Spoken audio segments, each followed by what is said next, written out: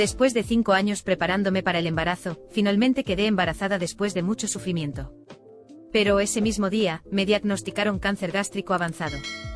Estaba a punto de contarle las malas noticias a Lucas, pero de repente vi que su amor de infancia había publicado una historia en Instagram. El primer día de vuelta a casa, la persona que más amo vino a recogerme. La foto mostraba a los dos besándose apasionadamente en la cama. Sentí un dolor de estómago en el acto y terminé ingresada en la UCI. Cuando desperté, llamé desesperada a Lucas, pero él respondió con impaciencia y enojo. Mariana, ¿por qué eres tan celosa? Sofía finalmente regresó, así que no me molestes, no importa lo grande que sea tu problema. Sonreí amargamente y programé una consulta para interrumpir el embarazo, pero después morí, y Lucas leyó mi diario y perdió la cordura. Lucas, ¿puedes venir al hospital a acompañarme? Estoy embarazada. Hubo un silencio en el otro extremo de la línea por unos segundos, seguido por la voz sarcástica de Lucas. Mariana, llevas 5 años casada conmigo y nunca te has quedado embarazada. ¿Cómo es que ahora lo estás, justo cuando Sofía regresa a Mison? ¿Tienes que usar medios tan bajos? Ya te dije que Sofía y yo solo somos amigos. Tras decir eso, Lucas colgó el teléfono directamente. Aunque ya lo esperaba, aún así me rompió el corazón. Mirando la foto de la cama en la historia de Instagram de Sofía, firmé silenciosamente el formulario para la cirugía. Después de la operación, el médico me pidió que contactara a mi familia. Negué con la cabeza, sonriendo tristemente, y caminé de vuelta a casa temblando con mi cuerpo enfermo. Desde que mi madre falleció, no tenía familia. Pensé que Lucas sería mi apoyo, pero descubrí que siempre estaba sola. El efecto de la anestesia se desvaneció y sentí un dolor desgarrador en el abdomen. Finalmente me quedé dormida, pero fui despertada por el ruido de la puerta al abrirse con irritación. Mariana, ¿puedes dejar de ser tan desconfiada? Que Sofía haya regresado a Mison no significa que haya algo entre nosotros. Cuando dijo esto, todavía tenía ese perfume familiar y desagradable de rosas que pertenecía a Sofía. No se dio cuenta de que mi rostro estaba pálido debido a la interrupción del embarazo.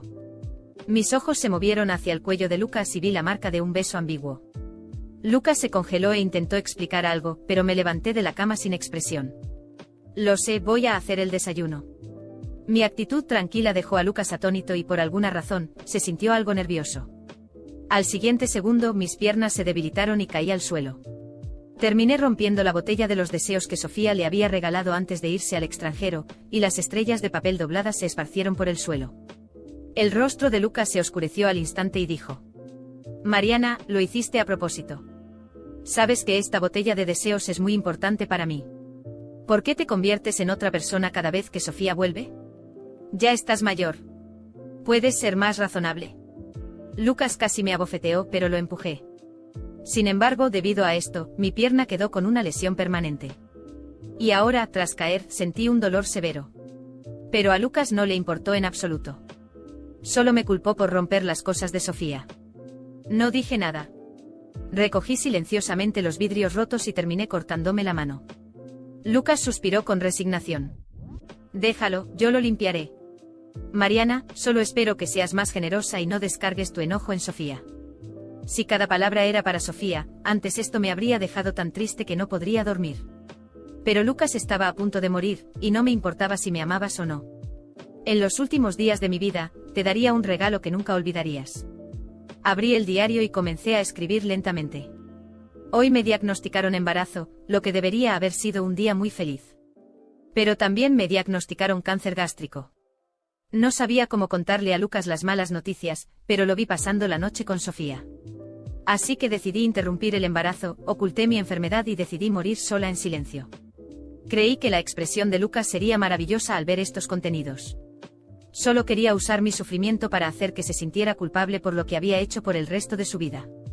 Después de guardar el diario, la voz impaciente de Lucas llegó desde la cocina porque quería cheesecake para desayunar.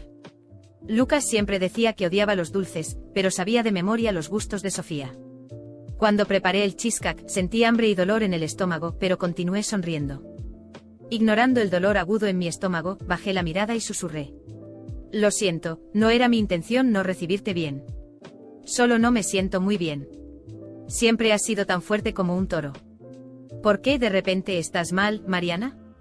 Siempre que Sofía estaba involucrada, Lucas perdía toda lógica. Toda la compasión que podría sentir por mí desaparecía al instante. Continuó regañándome, pero Sofía finalmente intervino con su dulce voz. Está bien, Lucas.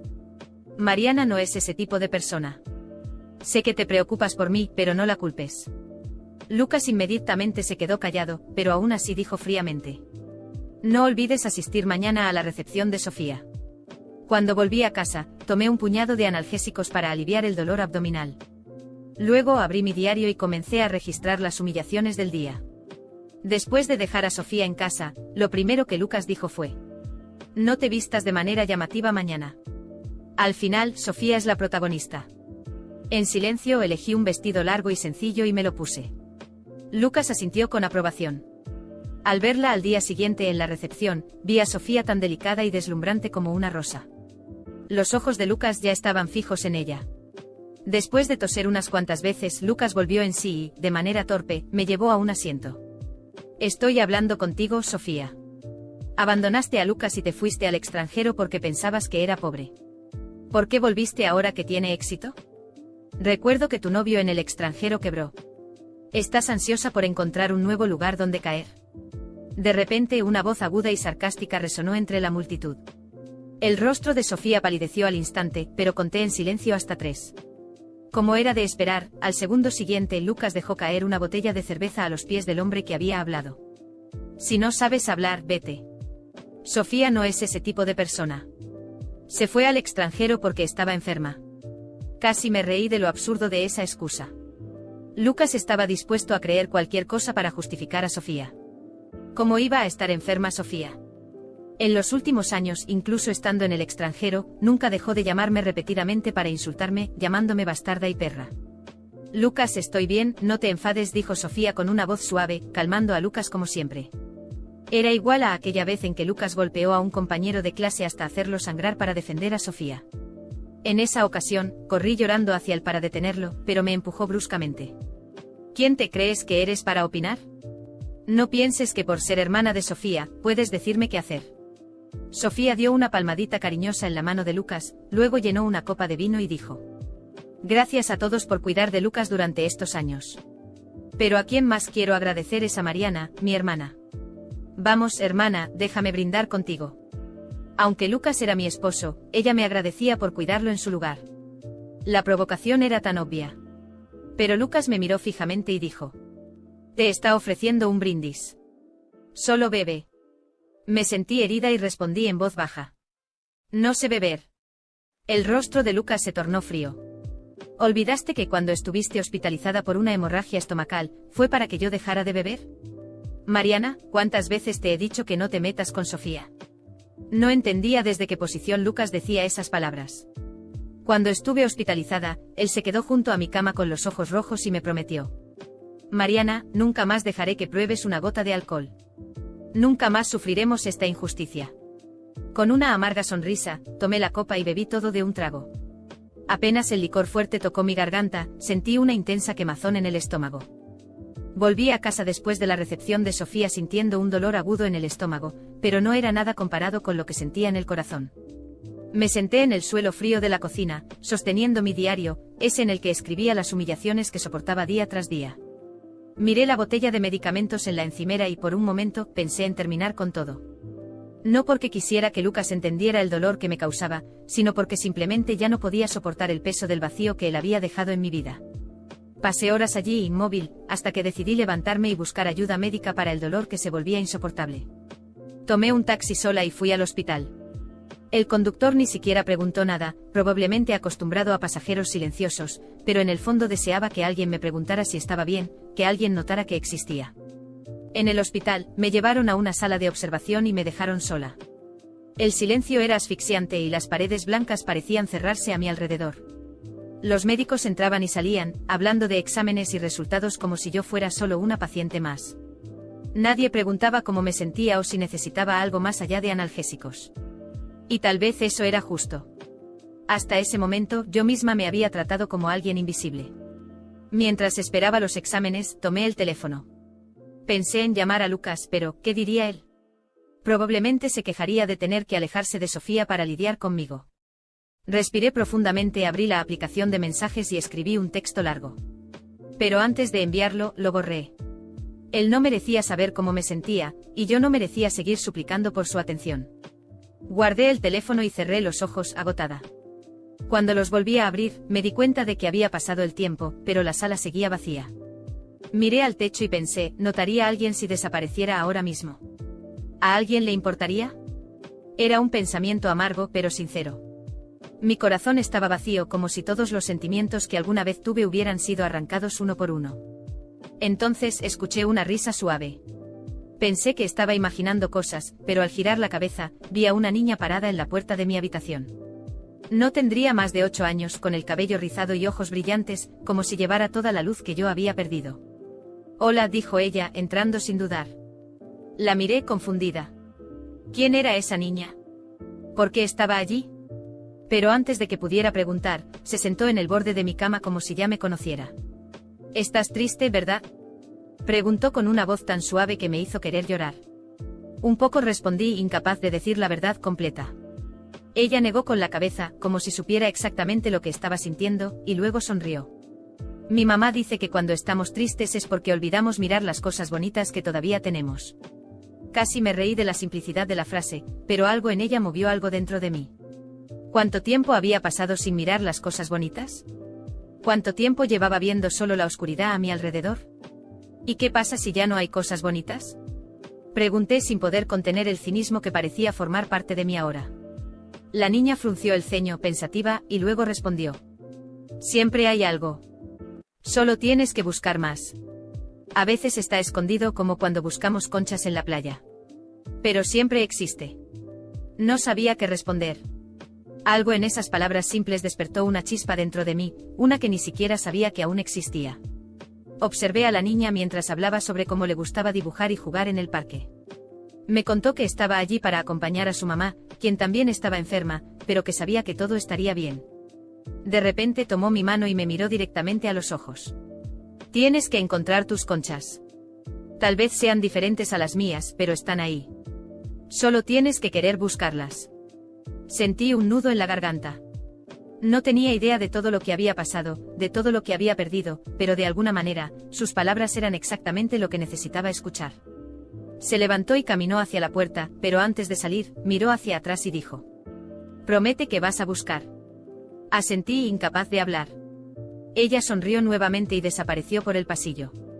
Pasé la noche pensando en esas palabras. Por primera vez en mucho tiempo sentí un pequeño deseo de luchar, de buscar esas conchas que había mencionado.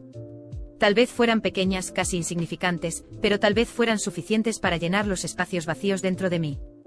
Al día siguiente decidí que no volvería a casa de inmediato. Me quedé en el hospital, aceptando el tratamiento y hablando con los médicos sobre mi dolor, no solo físico, sino también emocional. Por primera vez admití para mí misma que necesitaba ayuda. Y eso fue el comienzo de algo nuevo. No sé si volveré a ser feliz. No sé si lograré reconstruir lo que se destruyó. Pero mientras haya una concha por encontrar, decidí que seguiré buscándola. Porque al final, la niña tenía razón, siempre hay algo bonito, incluso si está escondido. Y tal vez, solo tal vez, aún pueda encontrar mi propia belleza. Los días siguientes al encuentro con aquella niña fueron extraños. Cada hora que pasaba, algo en mí parecía cambiar, como si una luz empezara a romper la oscuridad que había cargado durante tanto tiempo. Todavía sentía el peso de las humillaciones de Lucas, pero, de alguna forma, ese nudo apretado en mi pecho comenzaba a deshacerse.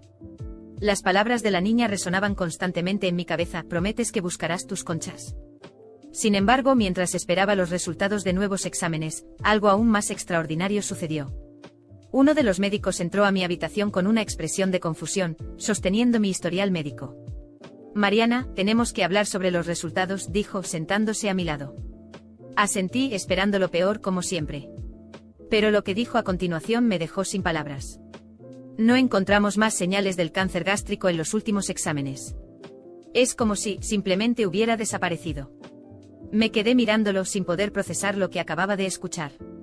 «¿Cómo? ¿Eso es posible?», balbuceé. Él negó con la cabeza, aún luciendo aturdido. «No puedo explicarlo. Hicimos una serie de pruebas y no hay nada. Su estómago está completamente sano. También notamos algo en sus hormonas. Realizamos una ecografía para asegurarnos y... Mariana, todavía estás embarazada». Mi respiración quedó atrapada en el pecho. ¿Embarazada? Pero, yo hice el procedimiento. Parece que el procedimiento no se completó o fue mal realizado. Pero lo más sorprendente es que el feto está sano y sin complicaciones. Esto es extremadamente raro considerando tu estado inicial. Las lágrimas comenzaron a rodar por mis mejillas. No eran lágrimas de tristeza ni dolor, sino de algo que no había sentido en años, esperanza. Esa pequeña chispa que aquella niña había encendido en mí ahora era un fuego. Mi bebé estaba vivo. Y yo también. Más tarde, mientras estaba sola en la habitación, pensé en la niña que había aparecido de la nada y pronunciado esas palabras. Decidí preguntar a los médicos y enfermeras sobre ella. Cuando lo hice, la respuesta fue unánime. No hay ninguna niña con esas características en el área. No hemos recibido a nadie así en los últimos días. Mi corazón se aceleró. ¿Quién era esa niña? Parecía tan real, pero ahora todo encajaba en un rompecabezas que no podía resolver. Que el cáncer desapareciera, que mi bebé sobreviviera y aquella visita misteriosa, no podía ser coincidencia. Salí del hospital días después, decidida a cambiar mi vida. Lucas no sabía nada sobre lo que había pasado conmigo, y no tenía intención de contárselo de inmediato. Primero, necesitaba prepararme. Cuando llegué a casa, encontré a Lucas con Sofía, como siempre. Estaban riendo en el sofá, y Sofía parecía tan cómoda como si fuera dueña de la casa. Ni siquiera se molestó en disimular. Cuando me vio, simplemente me dedicó una sonrisa altanera. Mariana, qué bueno que volviste. ¿Necesitas algo? Dijo Lucas con ese tono indiferente de siempre. Sí, necesito hablar contigo, respondí con un tono firme, algo que no hacía en mucho tiempo. Él arqueó una ceja, sorprendido por mi actitud. Quiero el divorcio. La sonrisa de Sofía desapareció instantáneamente. Lucas, por otro lado, se rió como si hubiera hecho una broma. No seas ridícula, Mariana. No irás a ninguna parte. No te estoy pidiendo permiso, Lucas. Te estoy informando. Ya hablé con mi abogado. Tengo derecho a la mitad de todo, y voy a luchar por ello. El impacto finalmente comenzó a mostrarse en su rostro. No puedes hacer eso. Todo lo construí yo solo. Reí por primera vez en años, una risa genuina, pero cargada de ironía. ¿De verdad crees que el juez va a creer eso? Te apoyé durante 5 años mientras me tratabas como basura. Esto será divertido de explicar en el tribunal. Sofía intentó intervenir, pero la ignoré por completo. Ya no había espacio en mi vida para su presencia. Subí a mi habitación, recogí las pocas cosas que me pertenecían y dejé la casa ese mismo día. El proceso fue más rápido de lo que esperaba. Lucas intentó argumentar, pero todos los registros financieros demostraban que yo tenía tanto derecho a los bienes como él. Al final, obtuve la mitad de todo, además de una cantidad significativa de dinero para empezar de nuevo. Lucas perdió todo lo que más valoraba, su dinero, su estatus y hasta a Sofía, quien desapareció en cuanto se dio cuenta de que él ya no era tan interesante sin su fortuna. Yo, en cambio, comencé desde cero con mi bebé creciendo sano dentro de mí y una nueva voluntad de vivir que jamás había sentido. No sé quién era esa niña, pero ella salvó mi vida. Y por extraño que parezca, ahora siento que tengo una misión. Aún no sé exactamente cuál es, pero sé que voy a encontrar mis conchas. Porque al final, ella tenía razón, siempre hay algo hermoso esperándonos, aunque esté escondido. Y tal vez, solo tal vez, todavía pueda encontrar mi propia belleza. Los años pasaron y mi vida tomó un rumbo que jamás hubiera imaginado aquel día en el hospital. El embarazo fue tranquilo después de ese momento milagroso. Mi hija nació sana, y con cada sonrisa que me regalaba, sentía que me alejaba más de aquel dolor y vacío que un día consumieron mi alma. Decidí invertir parte del dinero que obtuve en el divorcio en algo que me hacía feliz, preparar dulces caseros. Comencé vendiéndolos a amigos y vecinos, y pronto mi cocina se transformó en una pequeña fábrica. Puse todo mi esfuerzo en ese proyecto, no solo para mantener a mi hija, sino porque sentía que estaba construyendo algo nuestro, algo auténtico. El trabajo duro dio sus frutos y con el tiempo, mi marca de dulces creció, ganando reconocimiento no solo en mi ciudad, sino en todo el país. Abrí tiendas, invertí en franquicias y por primera vez en mi vida, sentí que realmente estaba viviendo. Mi hija, Clara, crecía a mi lado, viendo todo mi esfuerzo. Era curiosa, llena de vida y tan encantadora que todos los que la conocían quedaban enamorados de ella. Tenía algo especial, una luz que no podía explicar, como si llevara algo más allá de lo que este mundo común puede ofrecer. Cada día con ella era un regalo, un recordatorio de que los milagros existen y que vale la pena luchar por ellos. Una tarde soleada, estábamos en el jardín de casa celebrando un nuevo contrato para expandir la producción de mis dulces. Clara jugaba con flores mientras yo preparaba limonada para las dos. Estaba tan radiante que apenas podía creer cuánto había cambiado mi vida. De repente se acercó con una sonrisa en el rostro y preguntó: «Mamá, ¿encontraste tus conchas?». Me quedé paralizada. La frase resonó en mi cabeza como un eco del pasado. Era exactamente lo que aquella niña del hospital había dicho años atrás.